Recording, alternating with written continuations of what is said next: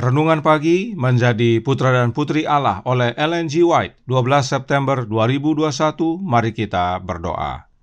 Bapa kami yang di sorga, Allah pencipta langit dan bumi, laut dan segala isinya, Allah yang maha besar, maha kuasa, sumber segalanya, yang kami sembah selalu melalui anak-Mu yang tunggal, Yesus Kristus. Terpujilah Yesus, anak Allah yang maha tinggi, yang adalah pokok anggur yang benar bagi kami.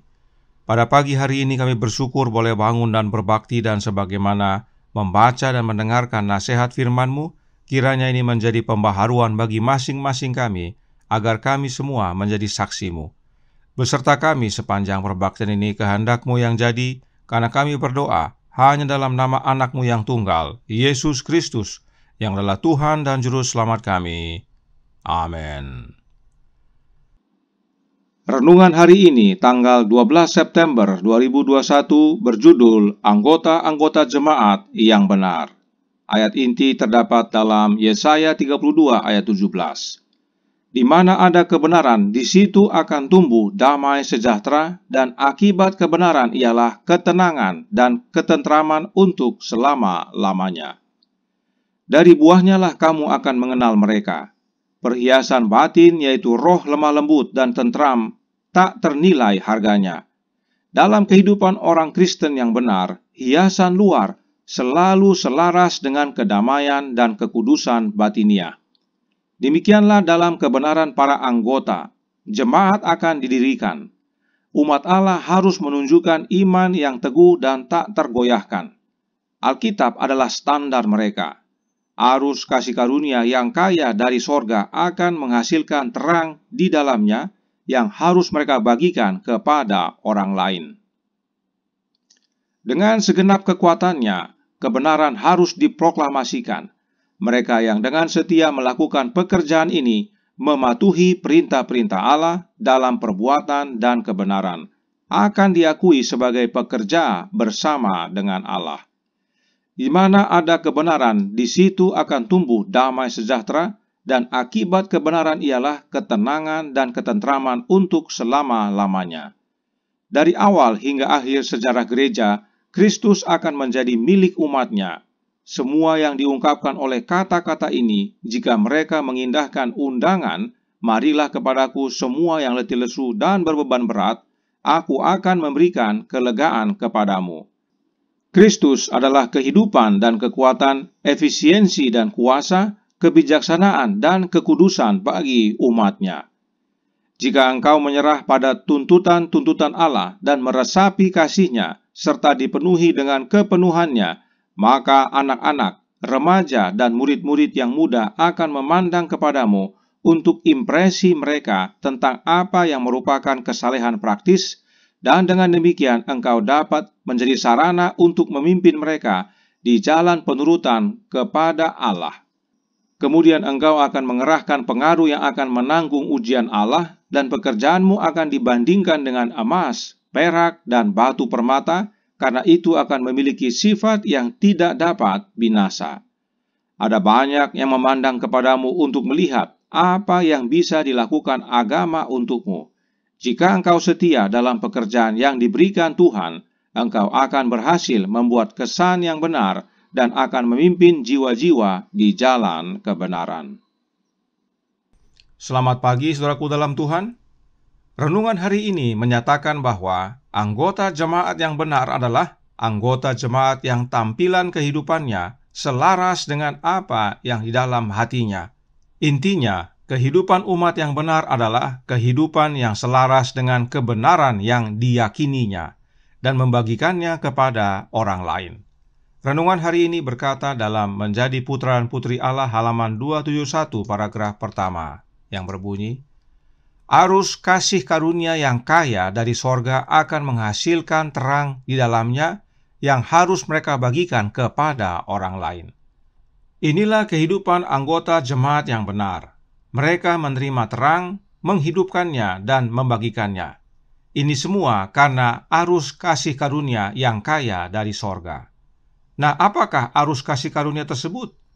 Kita baca dalam suratnya nomor 15 tahun 1899 paragraf 12 yang berkata, arus kasih karunia ilahi diterima dari Kristus, dan dimanapun ada penerimaan, di situ ada pekerjaan pemberian. Arus kasih karunia tersebut kita terima dari Kristus. Artinya, arus kasih karunia itu berasal dari Yesus.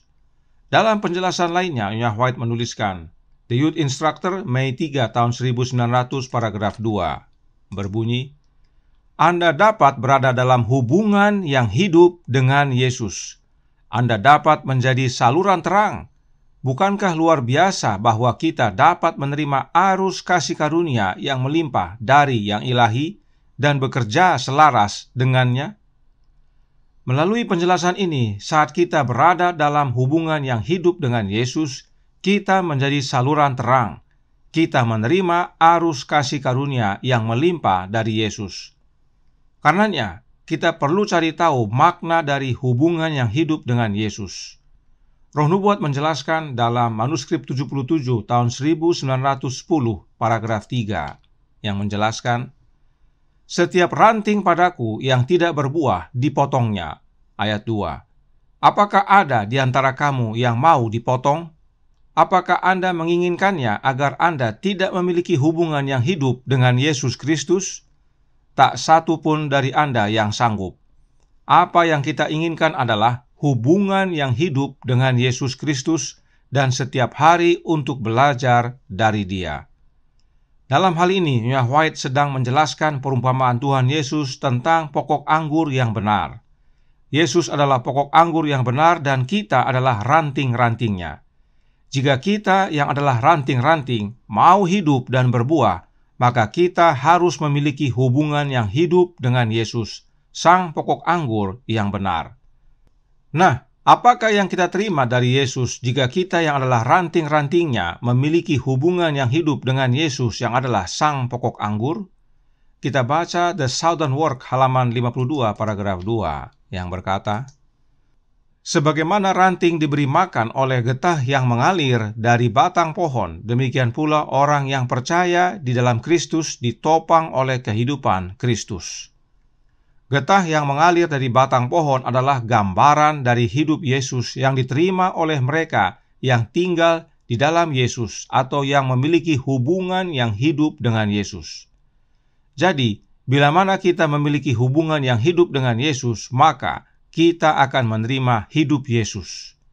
Dalam tulisan lainnya, Testimonies for the Church volume 5 halaman 344 paragraf 2 dijelaskan, Jika luka dan hinaan ditanggung dengan lemah lembut, jika kata-kata yang menghina ditanggapi dengan jawaban yang lembut, dan tindakan yang menindas dengan kebaikan, ini adalah bukti bahwa Roh Kristus berdiam di dalam hati, bahwa getah dari pokok anggur yang hidup mengalir ke ranting-ranting. Kita berada di sekolah Kristus dalam kehidupan ini, di mana kita harus belajar untuk menjadi lemah lembut dan rendah hati. Perhatikan, Roh Kristus digambarkan sebagai getah dari pokok anggur. Artinya, jika ranting mau hidup, harus menerima getah atau sari dari pokok anggur. Maka, kita yang adalah ranting-rantingnya, jika mau hidup, kita harus menerima Roh Kristus berdiam dalam hati kita. Inilah yang kita terima bila kita memiliki hubungan yang hidup dengan Yesus. Karenanya jangan lupa bagan ini yang kita sudah pelajari tanggal 1 September yang lalu. Melalui bagan ini kita dapat memahami, dengan memiliki hubungan yang hidup dengan Yesus, kita menerima dari Yesus Roh-Nya, yaitu Roh Kristus yang adalah hidupnya Yesus itu sendiri. Karenanya, arus kasih karunia yang kita terima dalam hubungan yang hidup dengan Yesus, sebagaimana yang dinyatakan oleh kutipan ini, adalah Roh-Nya Yesus, yang adalah hidupnya Yesus itu sendiri. Jadi, arus kasih karunia yang diterima dari Yesus adalah Roh-Nya Yesus itu sendiri. Lalu apa hubungannya dengan menjadi saksi Allah atau rekan sekerja dengan Allah? Testimonies for the Church volume 4 halaman 353 paragraf 2 menjelaskan, Dia yang dipersatukan dengan Kristus mengambil bagian dari getah dan makanan pokok anggur akan mengerjakan pekerjaan Kristus. Kasih Kristus harus ada di dalam dia atau dia tidak bisa berada di dalam pokok anggur.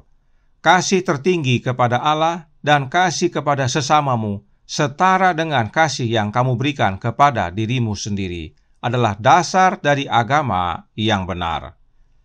Jadi, saudaraku dalam Tuhan, bila kita mau menjadi anggota-anggota jemaat yang benar, yaitu anggota yang menghidupkan kebenaran dan mengabarkannya kepada sesama, kita perlu memiliki hubungan yang hidup dengan Yesus, agar kita dapat menerima arus kasih karunia, atau getah dari pokok anggur itu, atau rohnya, yaitu rohnya Yesus itu sendiri. Dan oleh rohnya tersebut, Kristus akan mengerjakan pekerjaannya dalam hidup kita. Sebab di luar Yesus, kita tidak dapat berbuat apa-apa. Dengan memiliki hubungan yang hidup dengan Yesus, kita mengasihi Allah dan mengasihi sesama. Kita bagikan apa yang kita terima dari Yesus kepada orang lain. Renungan hari ini menutup dalam Menjadi Putra dan Putri Allah halaman 271 paragraf 4 yang berkata, "Ada banyak yang memandang kepadamu untuk melihat apa yang bisa dilakukan agama untukmu. Jika engkau setia dalam pekerjaan yang diberikan Tuhan, engkau akan berhasil membuat kesan yang benar dan akan memimpin jiwa-jiwa di jalan kebenaran." Ada banyak yang memandang kepadamu untuk melihat apa yang bisa dilakukan agama untukmu. Jika engkau setia dalam pekerjaan yang diberikan Tuhan, engkau akan berhasil membuat kesan yang benar dan akan memimpin jiwa-jiwa di jalan kebenaran. Jika kita memiliki hubungan yang hidup dengan Yesus, maka kita pasti berbuah. Sebab Yesus yang mengerjakannya di dalam hidup kita. Dan buah-buah itulah yang orang lihat di dalam hidup kita. Mereka lihat agama kita melalui buah-buah yang Yesus hasilkan. Buah-buah apakah yang kita hasilkan saat terhubung dengan Yesus, sang pokok anggur? Kita baca dalam manuskrip Releases volume 21 halaman 117 paragraf 3 yang berkata, "Jika kita percaya pada diri kita sendiri, kita pasti akan jatuh. Kristus berkata, 'Tinggallah di dalam aku dan aku di dalam kamu.' Sama seperti ranting tidak dapat berbuah dari dirinya sendiri kalau ia tidak tinggal pada pokok anggur. Demikian juga kamu tidak berbuah jikalau kamu tidak tinggal di dalam aku." Buah apakah yang akan kita hasilkan? Buah roh ialah kasih, sukacita, damai sejahtera, kesabaran, kemurahan, kebaikan, kesetiaan, kelemah lembutan, penguasaan diri. Tidak ada hukum yang menentang hal-hal itu. Bila kita tinggal dalam Yesus dan Yesus di dalam kita, maka kita berbuah. Dan buah yang kita hasilkan adalah buah-buah roh, sebagaimana yang dinyatakan dalam Galatia 5 ayat 22 dan 23. Inilah pesan penting dari perumpamaan pokok anggur yang benar. Saat kita mempunyai hubungan yang hidup dengan Yesus, maka kita menerima rohnya, dan oleh rohnya Yesus tersebut kita menghasilkan buah-buah roh, yaitu buah-buah roh Yesus yang kudus. Nah, oleh buah-buah roh Yesus inilah kita akan memimpin jiwa-jiwa di jalan kebenaran. Inilah kehidupan anggota-anggota jemaat yang benar. Tuhan memberkati, saya bawa dalam nama Yesus. Amin. Mari kita berdoa. Bapa kami yang di sorga, Allah pencipta langit dan bumi, laut dan segala isinya, Allah yang maha besar, maha kuasa, sumber segalanya, yang kami sembah selalu melalui anak-Mu yang tunggal, Yesus Kristus. Terima kasih atas nasihat indah pagi hari ini. Kami perlu menghidupkan apa yang kami yakini. Kebenaran yang kami miliki harus nyata dalam kehidupan kami, dan itu boleh terjadi hanya dengan memiliki hubungan yang hidup dengan Yesus Kristus, sang pokok anggur. Maka kami dapat berbuah, dan oleh buah-buahnya lah kami dapat memuliakan Tuhan, sebab oleh itu jiwa-jiwa datang kepadamu. Karenanya, curahkan roh anak-Mu ya Bapa dalam hati ini, ubahkan hidup kami, kehendak-Mu yang jadi, ampun kami akan dosa dan salah, karena kami berdoa hanya dalam nama anak Allah yang tunggal, Yesus Kristus, yang adalah Tuhan dan Juru Selamat kami. Amin.